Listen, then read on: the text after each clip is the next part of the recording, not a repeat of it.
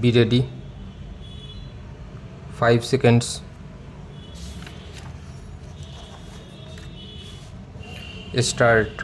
Honorable members, Insolvency and Bankruptcy Code is among the biggest and most impactful economic reforms undertaken in the country.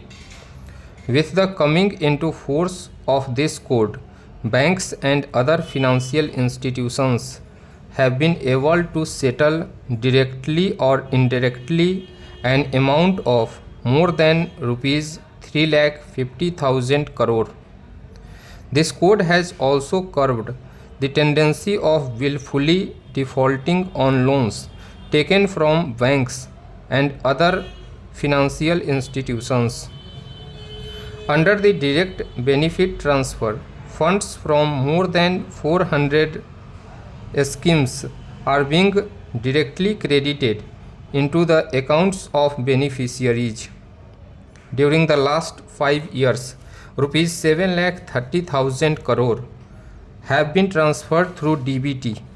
So far, not only has DBT prevented rupees 1,41,000 crore from falling into wrong hands, but it has also enabled deletion of names of about 8 crore ineligible beneficiaries. DBT will be further expanded in the coming days. I would urge the state governments to use DBT in more and more schemes. Infrastructure will play an important role in ushering in a prosperous India. My government's continuous endeavor has been to build infrastructure in an eco-friendly manner. Along with concrete, greenery has been made an integral part of the highway and expressway projects. For supply of electricity, optimal utilization of solar energy is being stressed. Household and industrial wastes are also being used in road construction. In the 21st century economy, the pace and spread of urbanization will continue to increase. Development of urban infrastructure in cities and suburbs will pave the way for economic progress and enhance employment opportunities. My government is tirelessly working for a modern India by providing world-class infrastructure and public amenities in villages as well as cities. A special emphasis is being accorded to improving connectivity in the northeast, hilly and tribal areas. In addition to increasing the ease of living of citizens in the northeast, tourism, agriculture and other allied sectors will also benefit from better connectivity. Effective steps are being taken to expand organic farming in the northeast.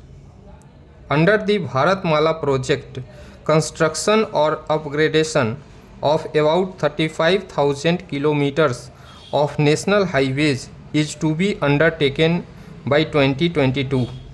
In addition, under the Sagarmala project, a network of good quality roads is being constructed in coastal areas and areas adjoining ports in the vast country. Honorable members, urban transport infrastructure is being created to cater to present and future requirements. While developing infrastructure, attention is also being given to addressing the challenges posed by pollution.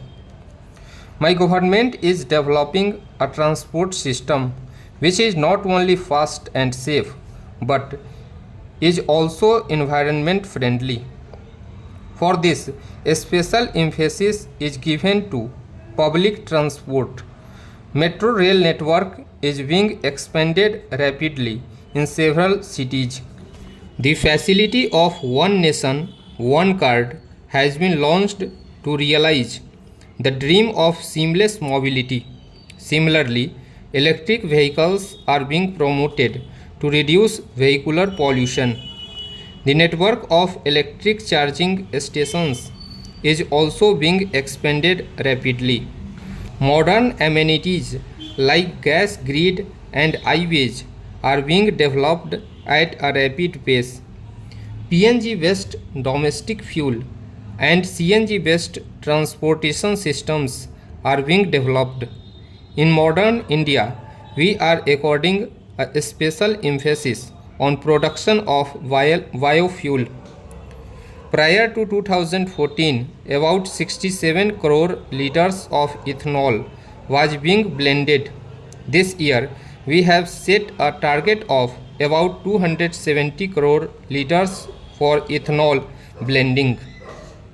Enhancing the use of blended ethanol will not only benefit our farmers but also safeguard the environment. Further, it will reduce import of petroleum products, thus saving foreign exchange. My government is fully devoted to make the flow of Ganga uninterrupted and pollution free. Recently, encouraging evidence of revival of aquatic life at several locations along Ganga have been reported. This year, during the Earth Kumbh in Prayagraj, the cleanliness of Ganga and amenities provided to the devotees have made news throughout the world. My government has enhanced the dignity and self-esteem of every person who contributed towards the successful organization of Earth Kumbh by honoring them. Under the Namami Gange scheme, my government will further accelerate the campaign for closure of drains releasing effluents in the river Ganga. On the lines of river Ganga, the government will also endeavor to clean up other rivers such as Kaveri, Narmada, Yamuna and Godavari. My government is making earnest efforts for conservation of forests, wildlife and the environment. In recent years, forest and tree cover has increased by more than 1%. During the last 5 years, protected areas in the country have also increased. In 2014, the number of protected areas in the country was 690, which has now gone up to 868. To address the challenges posed by air pollution, National Clean Air Program has been started in 102 cities. Solar energy plays an important role in reducing the adverse effects of climate change and global warming. Proactive efforts of India have resulted in the better future. Stop.